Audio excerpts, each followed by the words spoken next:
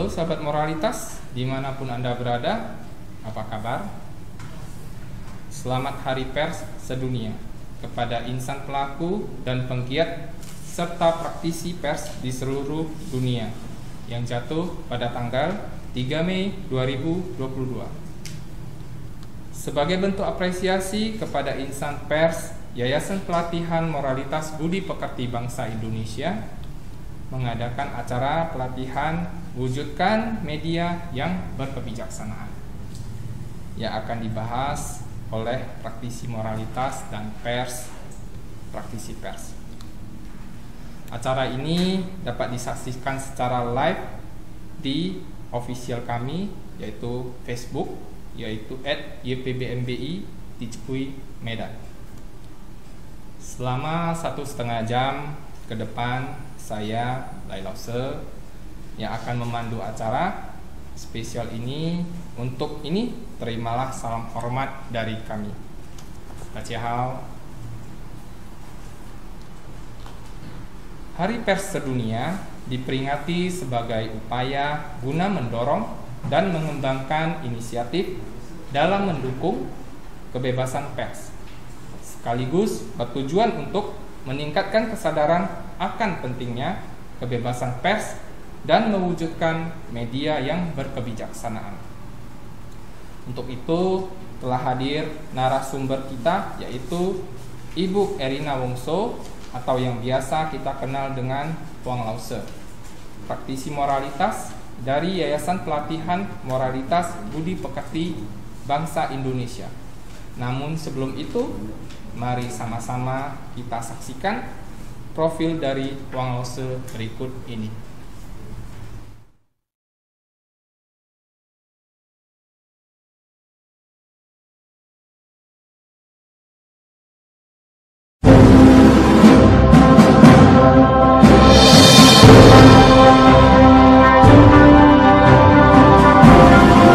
Lause Erina Wongso lahir di Kota Biren, Aceh Utara pada tanggal 14 Desember 1977. Lahir dari pasangan Sultan Wongso dan Suryati. Beliau merupakan anak ke-6 dari 7 bersaudara. Saat ini, beliau telah berkeluarga dan memiliki 3 orang anak. Sejak remaja, beliau dikenal sangat ramah dan memiliki kepedulian terhadap teman-temannya. Beliau juga aktif dalam kegiatan-kegiatan sosial lainnya. Semasa kuliah, beliau menjalani beberapa jenis pekerjaan, di antaranya marketing properti, agen di beberapa perusahaan MLM. Bahkan beliau pernah bekerja di sebuah perusahaan otomotif dengan gaji yang sangat rendah. Merasa diremehkan, dipandang rendah, dan melalui berbagai suka duka selama bekerja. Setelah lulus dari bangku kuliah, beliau bertekad untuk memperdalam ilmunya kembali dan berangkat kuliah ke Beijing, China. Kali ini dengan semangat dan moto beliau, hargailah kemampuanku, akan kubuktikan kepada dunia nantinya.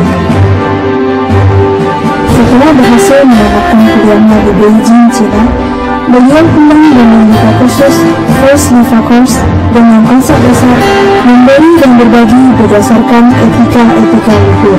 Seiring waktu berjalan, beliau melihat banyak sekali kebiasaan moral di dalam lingkungan keluarga. Hargailah kemampuan sekolah. Beliau melihat banyak sekali kebiasaan moral di dalam lingkungan kelas. Hargailah kemampuan sekolah. Jumlah kasus perceraian yang semakin meningkat, kasus asusila, tawuran, narkoba, geng motor, dan masih banyak kasus masyarakat, negara, bahkan dunia. Beliau pun terus mencari jawaban untuk permasalahan ini, hingga akhirnya beliau menemukan ajaran klasik tentang budi pekerti yang dikenal sebagai Pi Tzu Kung, moralitas, pedoman hidup bahagia. Melalui proses penyeleksian yang ketat, akhirnya beliau diterima untuk mengikuti pelatihan yang dibimbing oleh Cai Lu Shi Lause di Kuala Lumpur, Malaysia. Dalam 110 peserta yang diterima, beliau menjadi satu-satunya peserta dari Kota Medan, Sumatera Utara. Setelah menyelesaikan pelatihan pertamanya di Kuala Lumpur, beliau pun mengerti dan mempraktekkan ajaran moralitas yang selama ini ditaksir hanya sekedar membaca, menghafal, dan menulis. Kemudian beliau merasa terpanggil untuk mengikuti kembali pelatihan selanjutnya. Pelatihan pertamanya tanggal 27 Mei sampai 2 Juni 2012, pelatihan kedua tanggal 25 Mei sampai 28 Mei 2013, dan pelatihan ketiga tanggal 15 sampai 17 Agustus 2013. Semuanya berlokasi di Kuala Lumpur, Malaysia. Ternyata moralitas harus dipraktekkan dengan slogannya, jadilah teladan terbaik, mulailah mengubah diri sendiri. Shen Zuo Zhe. Sejak saat itu, beliau dengan ketulusan hatinya mulai meninggalkan segala kesibukan dalam dunia bisnisnya demi menolong sesama dan memberi manfaat dalam hidup ini. Dengan menjabarkan Ulen 5 hubungan manusia yang terdiri dari 1. Hubungan antar orang tua dan anak, 2. Hubungan atasan dan bawahan, 3. Hubungan antar suami dan istri, 4. Hubungan antar saudara, dan yang kelima, hubungan antar teman. Demi menolong sesama dan memberi manfaat dalam hidup ini, bahkan beliau melepaskan mahkota terindah dari seorang wanita dan menjalankan kehidupan monastiknya selama 3 minggu dengan slogannya, jangan pernah takut rambut tidak tumbuh, yang ditakutkan moral dan iman yang tidak bertumbuh. Dan mendapatkan nama Dharmastuti Devi, yang artinya wanita penuh pengabdian. Dalam kesehariannya, beliau mengadakan pelatihan secara gratis ataupun melalui dana sukarela. Pelatihan dimulai dari balita, anak-anak, remaja, dewasa, perorangan, perusahaan, warga binaan, tempat ibadah, sekolah, perguruan tinggi, guru-guru, pelayanan umum atau kerjasama, rumah sakit, panti asuhan, dan panti jompo. Sampai saat ini, beliau telah mengadakan pelatihan-pelatihan dari dalam negeri sampai luar negeri, dimulai dari Aceh, Medan, Tanjung Pinang, Batam, Jakarta, Yogyakarta, Surabaya, Pontianak, Singkawang,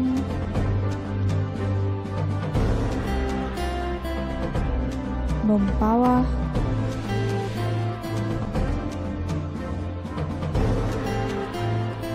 Papua, Brunei Darussalam, Singapura, Kuala Lumpur,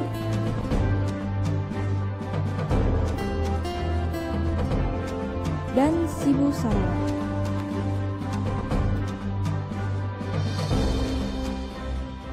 Beliau juga mengadakan unit pelayanan terpadu untuk lembaga permasyarakatan. Dimulai pada tanggal 19 Oktober 2013, moralitas mulai bergabung di Lembaga Permasyarakatan Tanjung Gusta kelas 1 Medan. Dengan kerjasama yang baik antara lapas dengan Yayasan Pelatihan Moralitas Budi Pekerti Bangsa Indonesia, dan juga atas perhatian serta dukungan penuh dari Bapak Lilik Sujandi selaku Kalapas yang menjabat saat itu, Pengajaran moralitas dapat berkembang dan bertumbuh sampai sekarang ini di lapas dewasa, lapas khusus anak, dan lapas wanita Medan, serta di Rutan Labuhan Beli kelas 2B Medan. Untuk Aceh, lapas dewasa dan khusus anak di Banda Aceh, Rutan Sigli, dan lapas dewasa Langsa. Juga di Rutan Cipinang Jakarta dan lapas dewasa Papua. Dengan visi beliau, sebuah kehidupan masyarakat dapat damai, menjalankan pengajaran yang bijak, barulah dapat dikerjakan.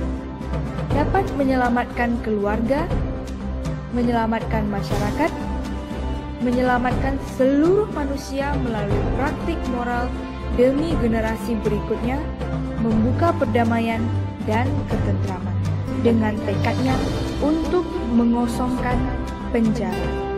Pelatihan ini diberikan untuk semua kalangan dari anak-anak sampai orang dewasa tanpa memandang perbedaan suku, agama, bahasa, budaya, dan latar belakang. Sebelum kita menghadirkan Laushe, marilah kita lihat sejenak cuplikan dari video Laushe untuk memperkenalkan ilmu tentang moralitas. Berikut cuplikannya.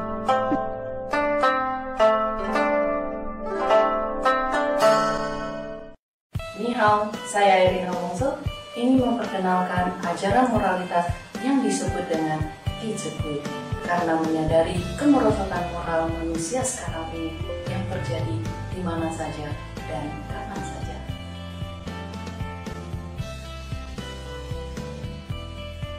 Tizekui adalah ajaran moralitas yang diwariskan orang bijak luhur sejak ribuan tahun yang lalu mengenai aturan kehidupan antar manusia.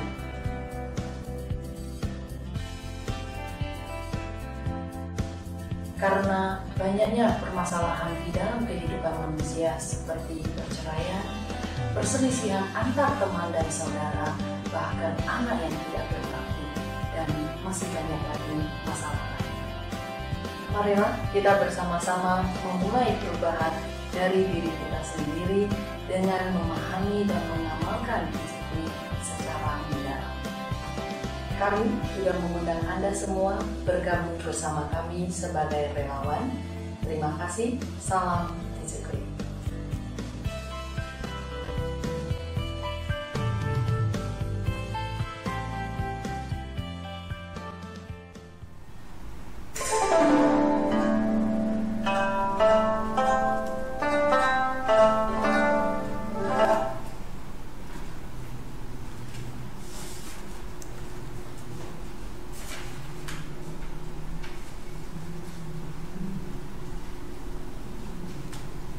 Demikian tadi sama-sama telah kita saksikan profil dari Wang Laushe. Tanpa menunggu waktu lama, please welcome Wang Laushe. Ya. Laushe. Ya. Apa kabarnya Laushe? Iya, tentunya masih sehat masih ya. Sehat, ya? Iya, masih baik. semangat ya Laushe ya. Iya. Padahal seminggu ini kan acara kita pelatihan kita cukup padat. Mudah-mudahan Masih semangat. diberikan semangat dan masih sehat ya tentunya ya untuk terus bisa memberi. Baik, jadi kita Baik, teruskan. Baik sahabat moralitas, mari sama-sama kita saksikan pemaparan tentang Hari Pers Sedunia dari Wang Laushe. Oke, baik. Terima kasih. Baik sahabat moralitas, selamat sore tentunya dan sampai ketemu lagi kita di acara live secara online di Facebook, tentunya adalah Facebook dari Yayasan. Nah kali ini kita ketemu nih di dalam acara pers ya, dan tentunya kita semua tahu bahwasanya pers itu juga sangat berpengaruh ya untuk perkembangan masyarakat, bahkan sampai berita-berita yang diberikan. Nah ternyata kita dari Yayasan Pelatihan Moralitas Budi Pekerti Bangsa Indonesia hari ini juga bersama-sama kita melihat betapa pentingnya pers itu, dan sebenarnya persnya ini isinya ini harus seperti apa. Nah ternyata kita nanti akan mengundang juga ahlinya ya dalam posisi juga di posisi sebagai pers. Nah nanti akan bercerita secara kacamata persnya.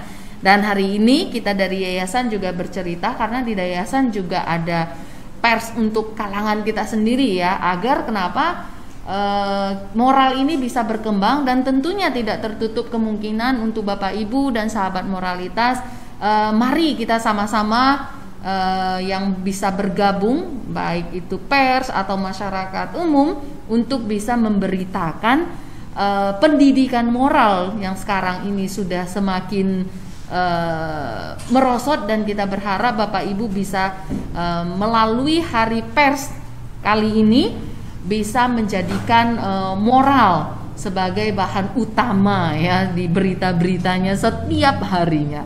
Baik, kita mulai.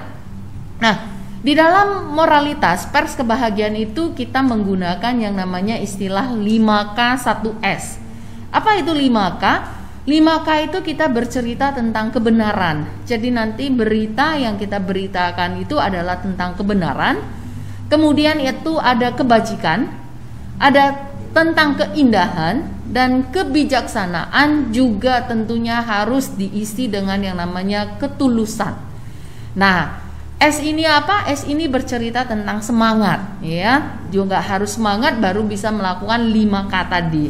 Nah, mutunya adalah kenapa? Karena ini akan menjadi tangan dan juga menjadi kaki dan menjadi mata, bahkan menjadi telinga, dan menjadikan keluarga lebih bahagia. Nah, jadi itu dasarnya ya. Baik, kita boleh bantu untuk next kan? Baik. Nah, visi kita itu adalah sebenarnya membangun pers ini adalah membantu sesama manusia agar memiliki yang namanya kebijaksanaan moral, hati yang penuh rasa pengasih dan penyayang, barulah bisa terbebas dari penderitaan. Nah, misi dalam pers di sini kita ada yang melakukan 9 kebahagiaan manusia, programnya dari kita. Jadi dari 9 kebahagiaan ini bisa diberitakan di pers nanti. Jadi kita mengundang Bapak Ibu ya untuk membantu.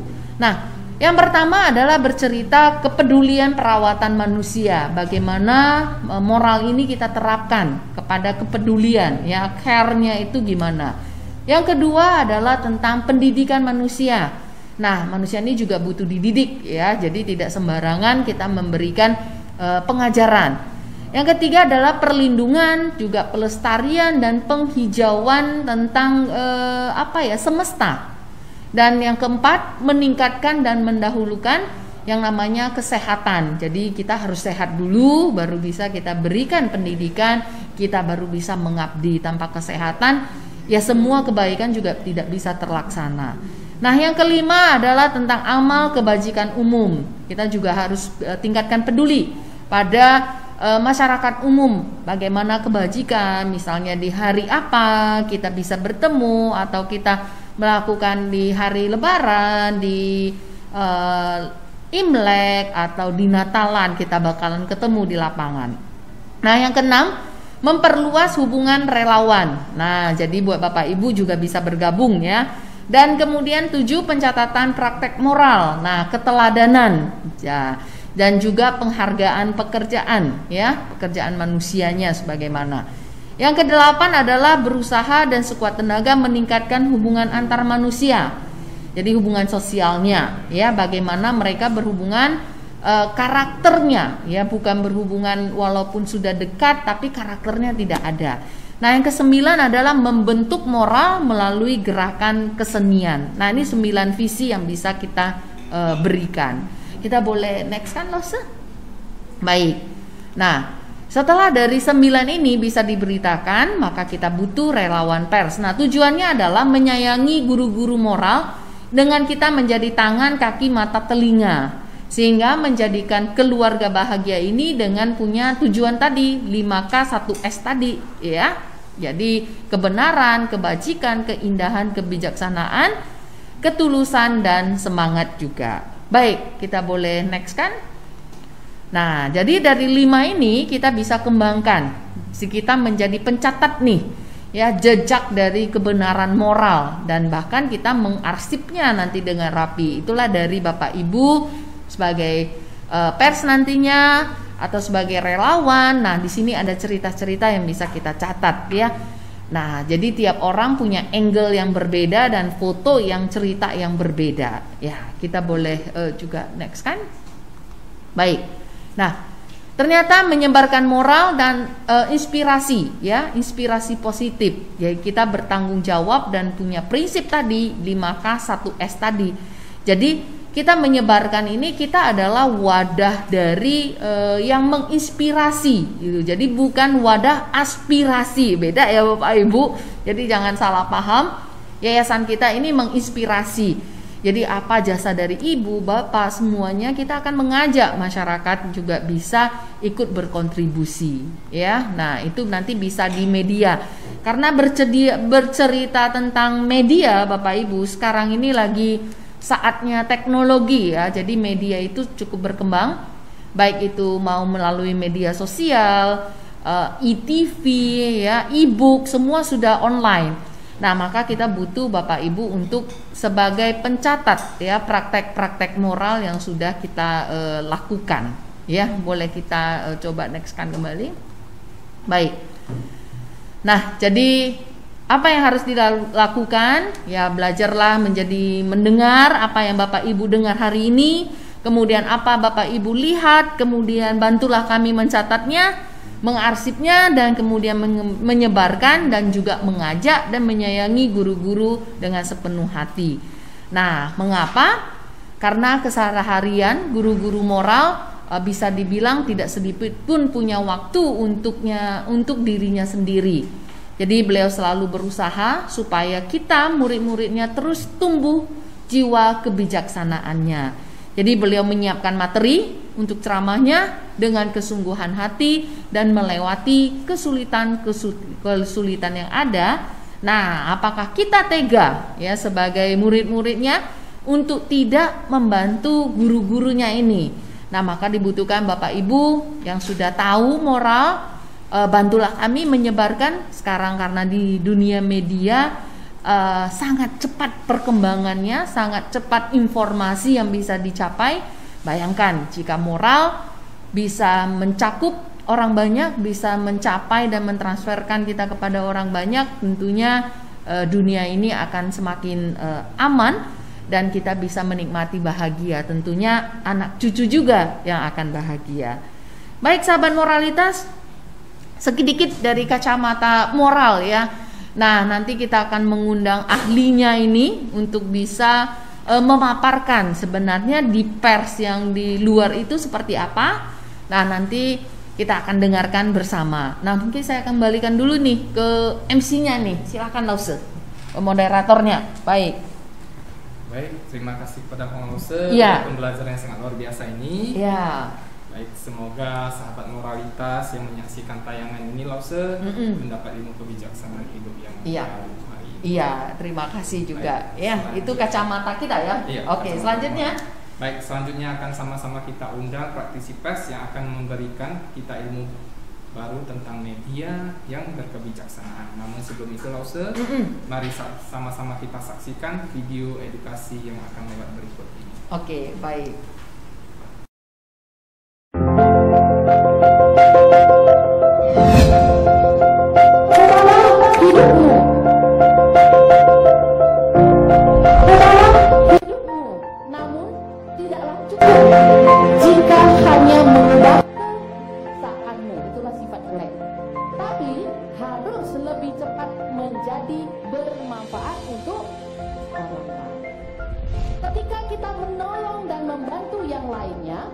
Juga merasa itu dapat meningkatkan energi kita, bahkan sebuah pemikiran positif.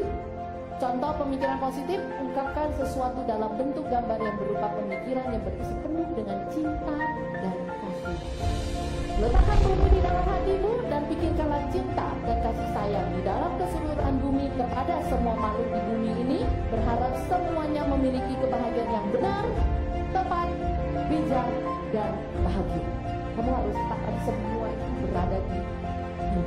Itu baru berlapang dada.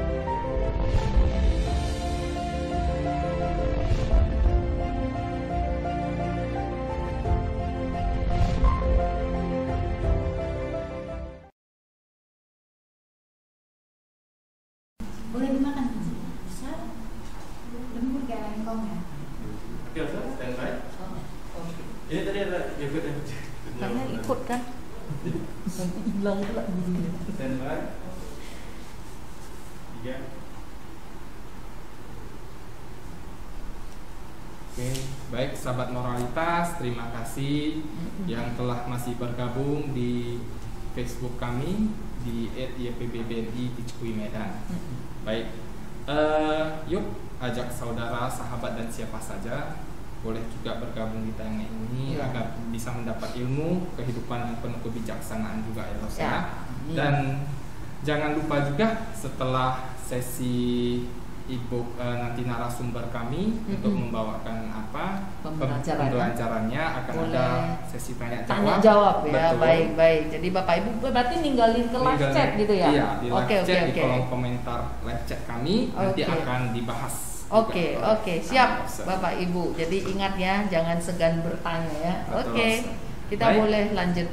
Narasumber kita selanjutnya adalah praktisi pers yang sudah berkecimpung lama di dunia pers, yaitu Ibu Aulia Mas Niari.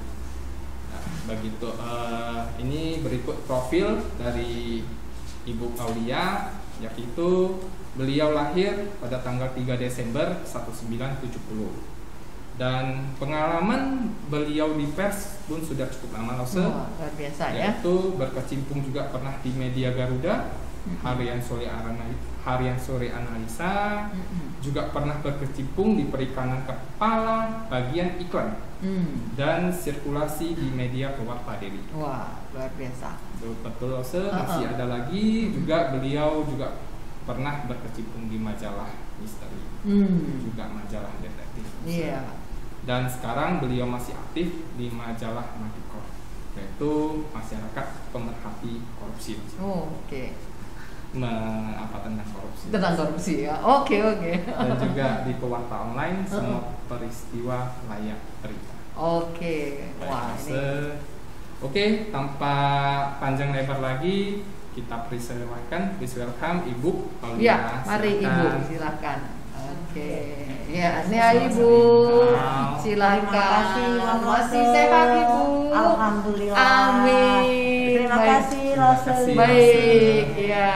Jadi ini langsung ya, karena Permisa ini udah mau tahu ya media itu kayak apa itu Bu Uci ini ya. Kita sekarang membahaskan tentang karena hari pers. Ya. Kita secara moralitasnya. Ya, kacamatanya ya gitu ya. Kacamata moralitas karena kita bergabung di moralitasnya. Iya.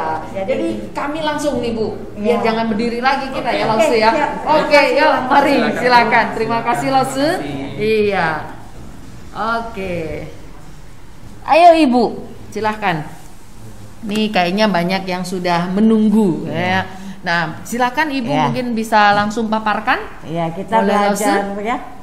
Belajar dasar menjadi jurnalis dalam moralitas. Oke. Ya. Mungkin langsung boleh bantu ya. Slide-nya ya kali ya sudah dipersiapkan oleh Ibu Aulia. Ibu juga sibuk ya di dalam pers beberapa saat ini masih ya. Iya loh, karena kita di lapangan, karena orang di lapangan kita kan istilahnya membutuhkan informasi. Betul. Kita keluar daerah. Itu memang udah tugas kita ya. Iya. Oke. Silakan Bu, langsung. Jadi, Ibu boleh pakai nih alat senjatanya nih. Maaf bukan senjata, maafkan Ibu. Ini namanya pointer. Oke. Siap, ini siap. Kita ini untuk nextnya. Ya, terima kasih Lose. Ya, kita kan langsung berbicara tentang apa itu berita ya. Ya, benar. Kalau kita cara berita itu, kita langsung berita itu adalah informasi dalam bentuk laporan mengenai suatu peristiwa yang sedang terjadi, yang di dalamnya tergantung fakta dan keterangan dari peristiwa tersebut. Jadi berita itu disajikan dalam bentuk bermacam. Ada yang kita cetak, siaran, internet, atau dari mulut ke mulut. Pada orang ketiga bahwa kebanyakan kepada banyak orang. Iya, benar-benar. Jadi kan kita kan bisa berbicara apa itu teknik penulisan berita. Jadi kalau kita katakan teknik penulisan berita itu adalah cara menyusun laporan atau informasi yang aktual tentang suatu peristiwa atau masalah untuk dipublikasi di media massa. Di media massa ini bukan media cetak aja, media elektronik. Ya, sekarang ini sudah berkembang ada sampai lagi sana online, ya. bermacam-macam ya. Ya. Jadi teknik penulisan berita itu terbagi dua. Yang pertama tuh Rudyard Kipling, yang kedua piramida terbalik. Jadi kita kan ada ancaman dua, caranya, jadi kan kalau Rudyard Kipling ini terbagi dia dua, yaitu teras. Teras itu adalah bagian pembuka berita yang di dalamnya tergandung unsur 5W tambah 1H. Siap itu yang nomor 2-nya itu tubuh. Tubuh. Bagian isi berita di dalamnya tergantung segala informasi yang fakta. Itu tubuh. Itu dari tubuh ya. Jadi kita balik lagi ke piramida terbalik. Itu kalau piramida terbalik kita baca terbalik dulu. Jadi dari yang pertama itu kita penjelasan lebih jauh itu atau informasi latar belakang yang background atau hal-hal yang terkait dengan inti berita cerita di atasnya. Itu masuk ke bodinya. Jadi piramida terbalik ini ada 3, yang satu lead, neck dan body. Kalau tadi 2 ya Bu? 2. Oke. Kalau ini kita kan piramida ini terbalik, piramida terbalik ini ada 3. Iya. Yang itu bagian pembuka pemberita yang di dalamnya tergandung unsur 5W 1H. Yang kedua neck, bagian penghubung antara lead dengan bagian body berita. Nah, dan yang ketiganya body. Body itu adalah bagian isi berita tersebut. Di dalam terkandung informasi, fakta, data sebuah peristiwa. Peristiwa apa yang kita lakukan, yang kita lihat di lapangan. Itu isinya ya. Oke. Tiga bagian ya. Itu 3 bagian itu. Oke. Boleh kita next sana ya. Jadi kan kita bertanya, nanti ada orang bertanya, apa itu 5W 1H? Jadi kalau yang 5W 1H itu yang satu what? What itu pertanyaannya itu apa? Apa yang terjadi? Itu wow. Wah, bisa peristiwanya kayak mana? Kenapa? Kejadian itu kayak mana suatu peristiwa? Kapannya gitu ya, waktunya ya. Waktunya kapan? Jadi harus lengkap. Jadi next. Kita boleh next kan? Empatnya tuh har. Jadi kita tentang kejadian itu yang lengkap. Tinggal why. Kenapa gitu ya bisa. Kenapa suatu berita yang dikatakan baik jika memenuhi unsur why, karena biar untuk lengkap. Disertai alasan dan latar belakang kejadian peristiwa.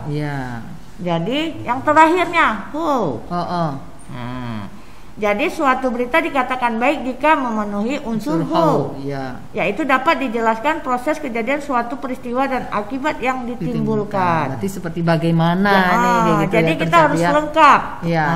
Betul. Misalnya kita katakanlah contoh berita nih ya tentang budaya. Kita misalnya kayak kemarin itu kan ada acara Imlek ya. Baru lewat ya. Jadi masyarakat ini kan membersihkan viara ya. Viara. Jadi itu dijadikan judul nanti. Jadi judul. Jadi kan warga-warga ini kan karena ikut berpartisipasi, dia membersihkan viara. Kita buatlah 2 hari lagi tanggal 10 Februari. Gitu. Itu jadi isi. Jadi isinya. Jadi ininya terasnya. Jadi tahun sekian nanti Imlek ini yang keberapa. Jadi kan sekarang kalau di tahun 2008 sekarang kan udah 2022 betul. Baik, jadi di dalam itu harus ada dulu apa, siapa dan di mana gitu ya beritanya. Baru terakhir who. Bagaimana orang itu jalanin ya. Next lagi. Jadi itulah isi beritanya. Jadi langkah-langkah awal menulis berita itu kita cari tahu dulu peristiwanya apa, dan mencari data dan mengelola data. Yang ketiga kita memberikan informasi ke masyarakat sesuai data yang kita terima. Baru itu bisa diolah ya. Baru bisa kita buat dari narasumbernya, tidak boleh kita publikasikan. Itu ya. Oke. Baik. Masih Oke, ada. masih ada. Jadi untuk penulisan berita jurnalis mampu di lapangan. Nah, mampu dia ke lapangan ini. Jadi harus mampu terjun langsung ke lapangan. Yang kedua, mengobservasi, mencari data. Yang ketiga, memberikan informasi yang berpihak pada masyarakat, sehingga masyarakat awam ini udah mengerti. Ya. Jadi yang harus kita perhatikan dalam penulisan berita, yang kita ituin mengikuti kaidah penulisan. Dan satu, yang nomor 2-nya mematuhi kode etik jurnalis. Ya, punya kode etik. Ada kode juga etiknya ya, kita nggak boleh sembarangan. Betul. Dan ketiganya kita harus bertanggung jawab. Tulisan itulah ya. Iya. Baik. Jadi banyak dilakukan penulisan ini khusus teknologi jurnalistik inilah beginilah. Dia harus kayak gitulah ya. Harus. Jadi semua tuh kaidah dan unsur terpenuhi dan di berita tuh harus cross check ulang. Jangan sampai salah. Jadi orang yang di awam lebih paham apa isi berita. Ya. Oke. Nah, jadi kalau kita ciri-ciri teks berita itu kita satu menarik. Menarik itu kita dengan judulnya. Biasanya begitu ya orang judulnya sekarang yang bagus kayak jadi perhatian. Yang kedua kita terkini. Terkini itu adalah aktual. Ya, pokoknya yang terjadi lah ya. Peristiwa yang hangat. Ya hangat ya. Yang dibicarakan orang gimana. Yang ketiga itu kan Wang Lose, kita ini dapat dipercaya. Ya, itu yang isi penting berita, ya. yang faktual. Ya. Jangan pula fiktif itu ya. Iya, betul. Jadi kalau kita secara fakta peristiwa itu nyata. Itu juga harus dipertanggungjawabkan. Itu berita itu dapat dipercaya. Benar. Tidak disebut sebagai berita gimana tidak, kita harus yang faktual. Bisa faktual ya. Itu yang ini lagi dong diterima oleh sama masyarakat. Karena berita ini harus seimbang. Betul. Iya. Dan yang terakhirnya kita yang jelas. Ya, ini penting teks berita juga sangat penting. Jadi secara jelas, mendetail. Jadi berita informasi ini menyeluruh, tidak setengah-setengah isi beritanya. Benar. Ini yang bahaya yang kadang-kadang yang banyak sepenggal. Iya, jadi kita harus yang akurat gitu. Iya, benar. Baru masih ada lagi nih. Iya. Katanya apa ini ya? Ini kan kita kan kalimat ini kan bermacam-macam. Ada yang kalimatnya kan sederhana. Kalimat sederhana ini tidak banyak basa-basi. Iya. Karena tujuan teks berita adalah untuk menyampaikan informasi atau fakta, bukan karangan fiksi. Lalu dapat dipercaya, udah balik tadi. Satu yang terakhirnya segera disampaikan. Segera disampaikan apa? Berita ini disampaikan dengan segera, tidak menunggu waktu lama. Jadi media ini harian, jadi dia tetap up to date ya, Bu. Bukan yang udah lewat entah berapa tahun itu ya. Enggak, karena jangankan dia berapa tahun, mingguan aja orang kadang-kadang bingung. Bisa gitu ya. Jadi harus yang aktual. Iya, oke. Terima kasih. Baik, jadi seperti itulah ya penjelasannya ya Bu ya. Jadi seperti ini ternyata di pers itu nggak gampang ya. Kalau gampang juga kita ke lapangan itu loh, tapi sulit di saat kita menerima bahan beritanya. Gampang susah lah. Gampang susah lah. Yang penting kita mungkin ya kalau di dalam moral ini kan kita bercerita sama lah, sebenarnya di pers itu kan memberitakan hal-hal kebenaran juga kan, fakta tadi ya. Benar. Nah kalau sudah fakta berarti kan kita sudah memang harus bercerita yang sesungguhnya. Jadi kan tidak mengada-ngada. Itu yang penting ya. Berita itu fakta aktual. Dia bisa dibaca sama masyarakat, ada rasa suatu keseimbangan dalam beritanya. Betul. Jadi dia juga dia gampang dicerna mungkin sama masyarakat ya, karena berita ini kan dibaca oleh beberapa lapisan masyarakat. Keseluruhan masyarakat sampai masyarakat pelosok, kota. Jadi dengan berita kita ini orang tuh inikah bahan beritanya. Jadi memang bahasa yang dipakai nanti gak harus bisa dicerna orang ini ya. Itu memang wajib loh. Oke. Mungkin kita akan kembalikan dulu Mbak Ci ke MC linknya. Boleh. Nah, sehingga nanti kita buat sahabat moralitas kayaknya tadi juga boleh dibilang di live chat ya untuk bertanya ya. Boleh. Oke, jadi kita bisa nunggu. Silakan Lause. Ya. Oke, iya. Terima kasih. Mungkin ada yang mau lewat juga nanti ya. Ya. Oke, baik. Terima kasih kepada Ibu Aulia ya Ya. atas ilmunya. Baik, sahabat moralitas dimanapun Anda berada. Nah, seperti yang tadi sudah disampaikan oleh Wang Lause bahwa kita menyediakan sesi tanya jawab setelah video edukasi yang berikut ini. Baik, silakan Lause.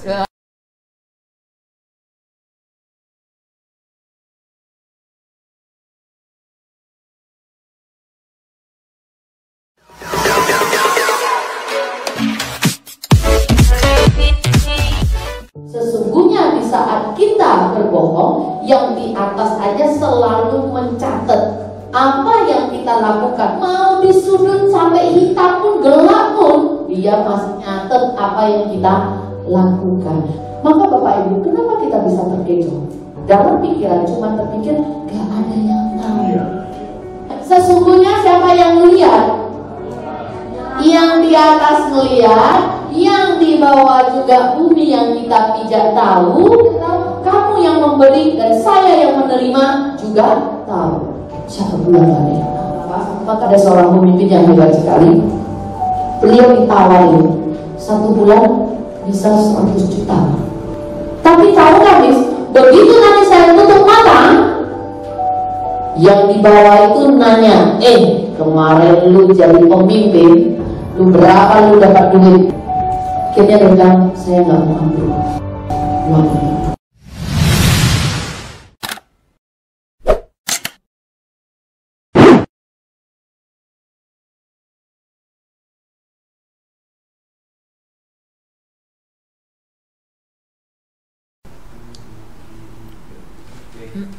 Oke, baik, sahabat moralitas, sambil menunggu live chat yang akan diberikan oleh para peserta yang nonton. Baik, saya akan memberi beberapa pertanyaan. Langsung penasaran juga ya. Oke. Baik, begini Bu, bagaimana kita mencari berita kalau narasumbernya seorang pejabat, Bu? Apakah ada perbedaan, Bu? Menarik juga ini. Terima kasih Rosli. Terima kasih atas pertanyaan. Insya Allah mudah-mudahan bisa saya jawab ya, walaupun sedikit ya. Amin. Sebenarnya kalau kita ke pejabat ini, kita kan menelpon dulu. Ya, ataupun kita WA. Kita buat kalau dia Muslim, Assalamualaikum. Kalau itu selamat siang kalau dia non Muslim. Kita hanya bilang, izin Bapak, mohon maaf mengganggu aktivitasnya. Kalau ada waktu, apa bisa saya ketemu sama Bapak? Hanya minta waktu 5 menit. Kalau nanti beliau berkenan, nah ini contohnya tuh yang kayak kemarin ya, Pak Kakanwil Aceh, Pak Merah. Kita minta waktu. Jadi dia telat, dia balas, kita jangan marah. Betul. Karena dia juga punya kesibukan, dia punya tamu. Kita harus bersabar untuk menunggu. Jadi di saat tamunya udah pulang, langsung bilang, iya Bu Cici, sekarang aja. Jadi kita langsung meluncur ke lapangan, langsung ke kantor. Kita lapor dulu sama ajudannya. Nah, jadi kan namanya ajudan kan nggak semua ajudan itu nggak kenal kita kan, nggak mungkin bentar ya Bu, apa Ibu ada buat janji? Jadi kalau kita udah menghadap pejabat itu, kita tidak langsung depoin aja, Pak gini-gini berita, jangan. Jadi kita harus lihat dulu mimiknya, apakah dia lagi marah, apakah dia lagi punya masalah. Jadi kita langsung jangan, walaupun kita sebagai wartawan, kita harus tahu bagaimana tuh pejabat ini lagi rileks kah. Jadi kita cerita dulu gimana lihat alurnya, baru kita masukkan session berita. Apa yang bisa kita bantu Pak tentang berita? Diambilnya dulu ya Bu. Iya. Jadi ini gini. Tadi Pak, maaf Pak, kita ada lihat kejadian yang di lapas ini. Kalau menurut Bapak tuh gimana? Gimana ada kelanjutannya, kebijakannya bagaimana untuk mencari suatu solusi supaya narapidana itu tidak buat keributan. Contohnya begitu dia. Nah, gitu. Jadi Kalau udah nyambung gitu, kita pun sebagai jurnalis ini sama para pejabat jadi enak, dia pun enak. Ya. Kan dia tidak kaku menghadapi kita. Ya. Kadang-kadang para pejabat ini karakternya kan beda-beda. Nah, kadang-kadang kita bilang minta 5 menit seakan-akan kita memaksa dia. Padahal kita ingin minta waktu itu kalau dia punya waktu untuk kita, kadang dia sibuk. Ya. Nah, jadi yang kita hadapin ini bermacam-macam ragam karakter. Jadi kita pun sebagai jurnalis tidak boleh marah. Harus santai menghadapinya. Itu udah memang resiko kita. Ya. Saya dari tahun 96 saya gelutin jurnalis ini. Tahun 96 saya dikasih percayaan, alhamdulillah. Insya Allah ya. Kadang-kadang kita dengan dulu kan kalau berita tuh pakai tulisan tangan. Betul ya. Tangan ya, tahun 96 ya. Iya. Saya tuh pakai mesin ketik tuh. Ketik, ambil ketik. Nah. Udah, ketik itu satu. Setelah kita kasih berita sama orang, bagaimana nih berita ini? Nah, jadi oh ya udah, otomatis kita kan nggak boleh terima apa yang dia berikan karena kita nggak menjual berita. Betul. Itu yang dibilang tuh ada kode etiknya. Iya. Nah, kode etik kita jaga itu. Karena apa? Relasi. Ya. Jadi Bu Cici, apa yang bisa saya bantu ini? Kalau dia bilang gitu, bantu tandanya dia ada antusiasnya buat kita. Ya, betul. Oh kalau begitu Pak, Bapak bisa bantu iklan. Jadi kalau dengan iklan kita sambung, itulah yang asiknya. Oke Bapak, ada lagi nih? Seperti maaf Bu ya, yang berdasarkan tadi yang untuk seorang pejabat, kalau misalnya ada nggak perbedaan setiap jurnalis apa saja yang bisa bertemu langsung ke pejabat atau memang semua jurnalis boleh gitu? Nah, tadi balik lagi kita ya, terima kasih ya, Roselim ya. Jadi kita ini media ini kan macam-macam, banyak. Tapi kan cara orang tuh beda-beda media.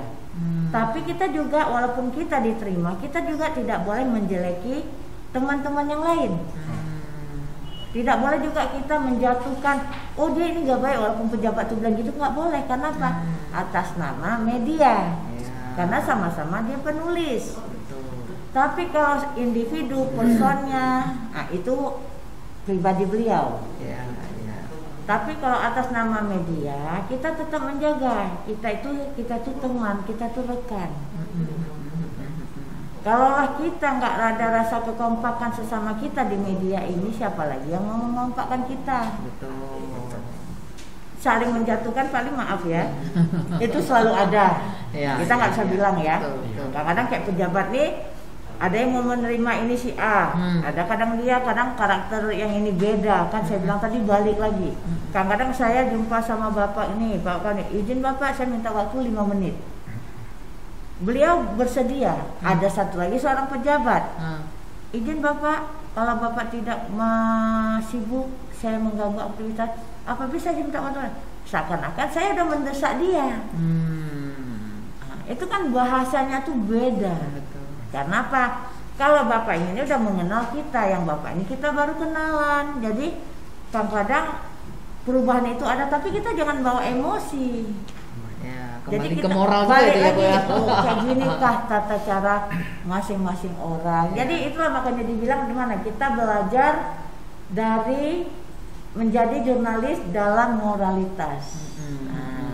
Jadi kalau apalagi saya udah bergabung di Yayasan Moralitas Budi Pekerti Bangsa Indonesia ini, saya banyak belajar untuk bersyukur. Saya banyak belajar untuk merendahkan diri dan tidak akan marah. Terima kasih nih. Itu saya berkat bantuan dan dukungan Uang Rose juga banyak membantu cara kita menghadapi orang. Tidak perlu kita selalu bertegak. Kalau kita menunduk pun bukan berarti kita rendah. Tapi kita harus merendahkan diri. Bagaimana cara kita nggak ada apa-apanya loh. Jadi saya banyak belajar di Yayasan Moralitas ini. Di samping saya jurnalis, saya juga suka belajar di moralitas ini. Itulah namanya etika. Oke, terima kasih Bapak. Ada lagi pertanyaan Pak? Ada lagi Bu dari sahabat moralitas kita ada satu pertanyaan, itu selamat sore Lause. Ya, sore. Selamat sore. Lause, saya ingin bertanya, bagaimana sih cara kita memilah informasi yang dapat kita percaya dan tidak dapat kita percaya dari media sosial atau media informasi lainnya menurut kacamata moralitas dan kacamata pers, Lause. Faktor apa saja yang mesti kita perhatikan, Lause? Iya. Terima kasih, Lause. Oke. Silakan Mbak Ci duluan nih dari kacamata pers dulu. Ya. Terima kasih Losi. Losi apa ini ya? Ya, Losi ya. Terima kasih ya. Sudah memberikan suatu pertanyaan. Saya sedikit menjawab ya Losi ya. Nah, jadi kalau kita bilang yang dapat kita percaya, yang tidak dapat kita percaya lagi, yang tidak dapat dan dapat kita percaya, itu kan kalau kita baca langsung kan itu kan ada persamaan, yang dapat dan yang tidak. Nah, cuma penambahannya tidak ya. Jadi kita kalau ke lapangan ini, kita kalau untuk media pers ini, kita yang fakta kita lihat. Kadang-kadang ada juga mana ada itu berita yang hoax, hoax katanya. Jadi yang hoax itu masing-masing orang untuk dia biar semangat bahan beritanya. Oh, ada yang begitu ya? Nah, kadang-kadang ada di atasnya judulnya lain, terasnya. Nanti berandanya udah lain gitu. Oh, boleh begitu? Nah, bukan nggak boleh, maksudnya ada daya tariknya loh. Beda judul, beda isi. Tapi untuk positif. Jadi orang, wah ini udah apa ya? Jadi kan orang nggak niat baca jadi baca. Oh ini kah ceritanya? Coba lucunya, saya pernah pengalaman gitu. Saya buat tentang BPKBN yang di Medan dulu tentang ulayat. Jadi saya taruh berita beliau. Rupanya fotonya salah letak di redaksi. Tentang perampokan. Nah, tentang perampokan. Jadi kadang-kadang itulah namanya kita manusia. Kadang-kadang kita nggak tahu, tapi kita minta maaf dulu. Udah kita lihat gitu, kita jangan bapak gini nggak. Kita minta maaf karena apa? Secara moralitas, etika kita. Maaf bapak, ini salah. Nah, begitu juga kadang-kadang kayak ini. Bagaimana yang benar, bagaimana yang tidak secara kacamata yang di lapangan. Itu contoh kecilnya. Bagaimana kita menyikapi. Berarti kalau di pers itu yang kita sesuaikan dengan faktanya ya. Jadi ada indikasinya, Bu. Ada. Kira-kira udah feeling ini kayaknya hoax ini kayaknya apa? Ada indikasinya biasanya. Makanya kita ini kan usah kita piramida. Jadi kalau kita yang benar-benar yang betul-betul profesional, dia kan kayak gini, dia kerucut nih, itu di bawah. Jadi narasumber itu yang benar-benar yang betul dapat kita A1. Yang bisa kita pegang yang akurat. Jadi jangan ada satu salah paham. Kadang-kadang lose yang kadang masyarakat yang awam tidak memahami, tapi dia hanya ada juga tidak semua. Ada juga membaca setengah tidak habis, tapi dia udah berpikiran udah lain, itu biasa. Itu saya temui juga. Betul. Kadang-kadang ada kesalahan di media, orang pers kadang-kadang salah nulis. Itu kadang-kadang dia manusia ya. Kadang-kadang pembaca baru setengah ada 3 baris dia baca udah naik hitam, tapi dia belum habis bacanya. Disitulah dikatakan miskomunikasi. Oke, baik. Jadi memang macam-macam ini pembaca ya, Bu Ji. Oke, jadi kalau tadi pakai kacamata moral juga ya? Iya, Oke. Nah, kalau sudah dicerita di kacamata moral, bagaimana memilah info? Ya tentunya kita harus pasang kebijaksanaan nih ya, kebijaksanaan untuk supaya kalau sudah ada kebijaksanaan maka kita bisa bernalar. Kalau enggak kan kita nggak nalar ini lagi bohongin kita untuk meningkatkan katanya apa rate apa itu ya rating dari pembaca. berita atau rating pembaca.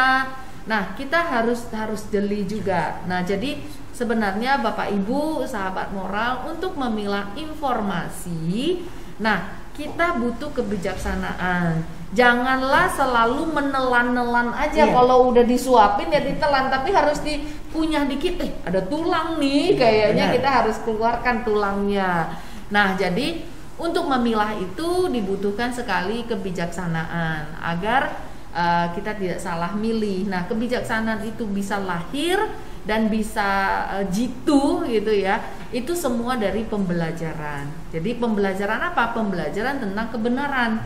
Nah, jadi kalau kita sudah terbiasa melihat kebenaran, begitu keluar yang agak aneh sedikit, kita feelingnya, bijaknya kita udah nalar, ini kayaknya udah bener nih, ini kayaknya udah gak bener nih gitu ya. Nah, jadi itu dia sahabat moralitas, supaya pemilihan itu kita pakai kebijaksanaan. Jadi yang pertama, selain kebijaksanaan, yang pertama itu adalah kita tidak tergesa-gesa dulu, ya, benar, ya, menerima informasi itu seperti kata Mbak Ci tadi, ya baca habis dulu lah, iya, kan begitu kan, jangan dipenggal-penggal, katanya tiga baris gitu ya, udah marah-marah dia, udah gitu dia sembarangan nyebar lagi ya, kepo lagi dia kan.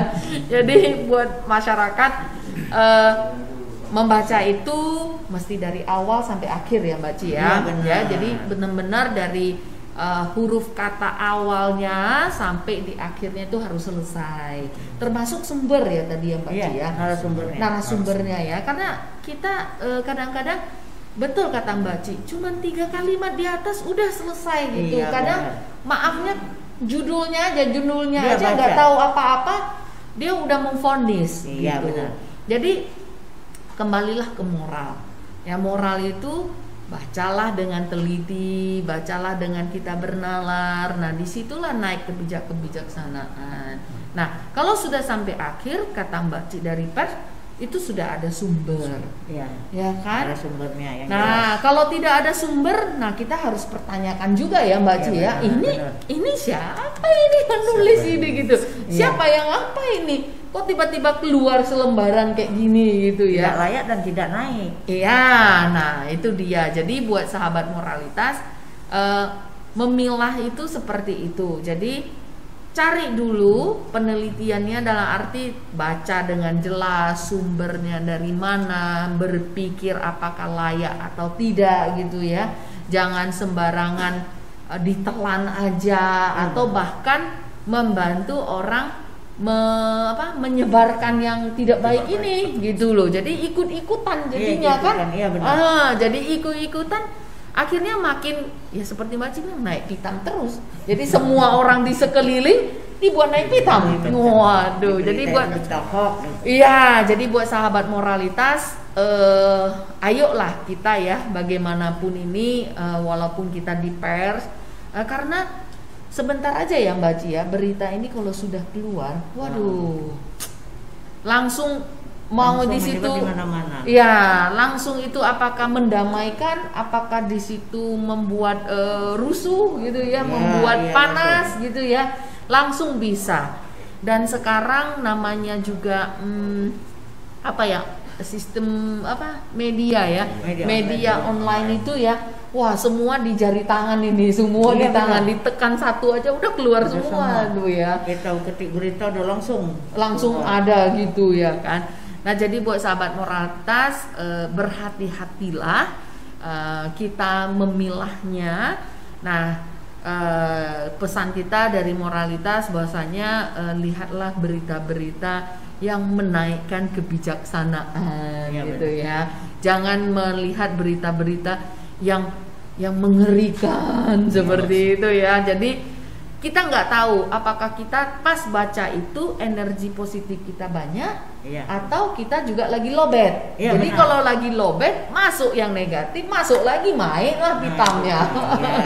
Jadi timbulan kesalahpahaman. Betul. Jadi buat sahabat moralitas, kalau galian moral kita belum cukup, takut terpengaruh, ya udahlah, tinggalkan yang negatif ya kan. Kita cari media-media yang memaparkan hal-hal yang positif tentunya ya. Ada ibu kalau media memaparkan hal-hal yang positif banyak ya? Karena gini juga loh, kadang-kadang dari pejabat ini dia langsung lapor, ini media kita nih apa ada tercatat dari Dewan Pers. Jangan salah, media kan kita banyak, tapi kita harus ada yang ini. Kalau kita dari pewarta, saya kan pewarta juga, pewartaku ya, di nama Pak Khairul Lubis ya, pimpinan kita Pemda. Yuk kita lengkap. Lengkap kita semua, insya Allah, alhamdulillah ya. Nah, jadi kita pun nggak mau ini, cuma kan kalau mereka yang itu nggak ada, kita juga nggak bisa salahkan, kan ada kendalanya apa. Jadi kita sesama media juga jangan saling menjatuhkan, jangan saling menjelekkan. Bagaimanapun mereka tuh kan cari rezeki juga seperti kita. Ingatlah kita waktu pertama jadi media, di media tuh bagaimana kita merangkak, kita mencari relasi, kita cari berita bukan gampang. Gampang ya Bu. Oh, jadi balik ke diri kita lagi, jangan kita juga sedikit-sedikit udah menjelekan, itu nggak penting. Jadi makanya dengan saya pun bergabung dengan yayasan ini, saya baru tahu arti kita menghargai. Ya, baik. Jadi itu dia ya. Baik. Oke, berarti sudah tidak ada pertanyaan ini lagi, Lause. Kita akan tutup acaranya. Baik, sebelum kita tutup, terima kasih juga kepada sahabat moralitas yang telah bergabung. Terima kasih juga kepada Ibu Aulia. Terima kasih juga kepada Bang Lause. Ya, terima kasih Lause atas pemberian ilmu-ilmunya pada hari ini. Baik, dan selanjutnya kita akan memberikan kenang-kenangan juga kepada Ibu Aulia yang telah meluangkan waktunya untuk datang ke sini. Waktu ini berharga ya. Terima kasih kali. Yuk kita serahkan. Ya.